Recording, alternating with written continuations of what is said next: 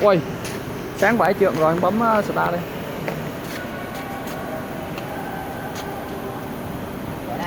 Ừ. Coi cái độ cao nhá.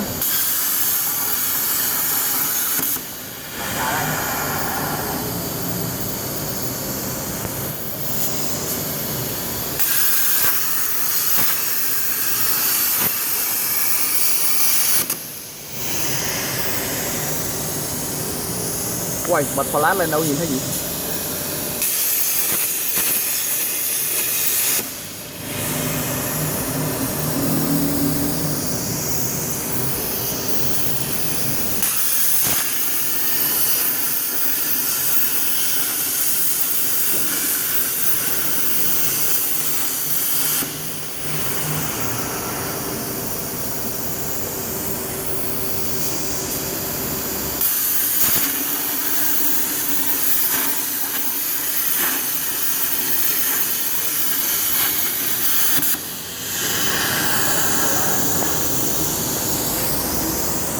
Xa ra để thấy hết cái máy.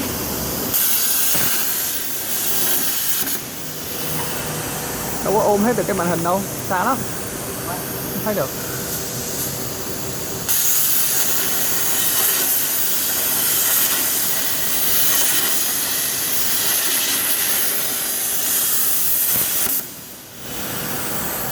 Khả năng là chỉ có thể quay sát ở đây thôi. Ai bất kỳ gì ở đây.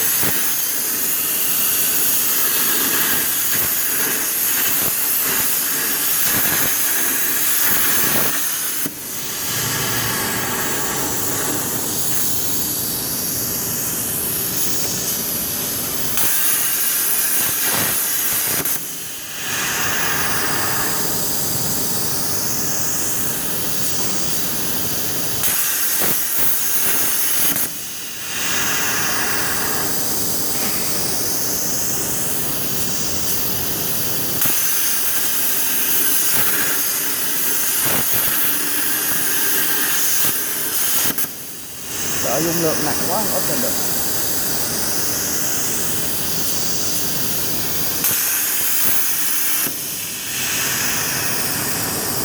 Nén lên cái tay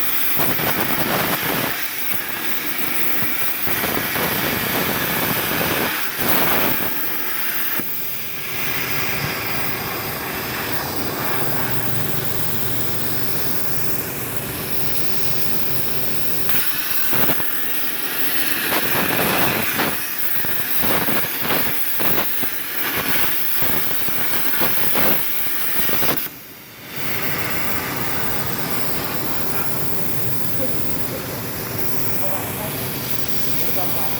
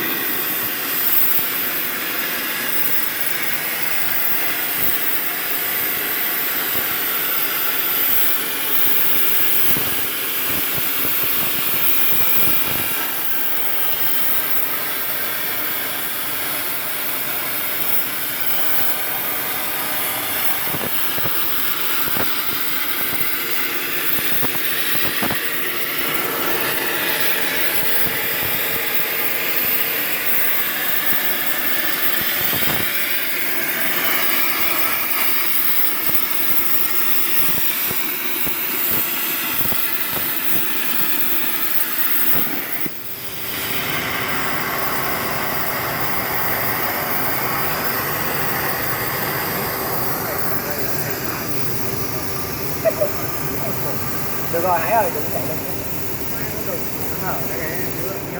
Rồi. Tuyệt vời. Kim nhấc lên xem. Không được, không được. Cắt xùn 1 mét thì rồi cho. Nó phải như vậy này, nó mới đúng này. Phải làm sạch đi trước khi Không phải.